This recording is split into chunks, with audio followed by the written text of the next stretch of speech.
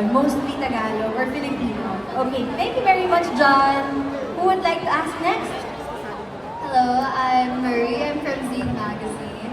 And the question is, how do you want to be seen and perceived with your music and your group this year? How do you want to be seen or perceived as a group this year? Ano bang gusto niyong perception sa inyo ng mga tao? Bilang ano ba? Ano ba ang Rive? How we want Rive to be seen and perceived by the people is artists who are genuine and true to their craft.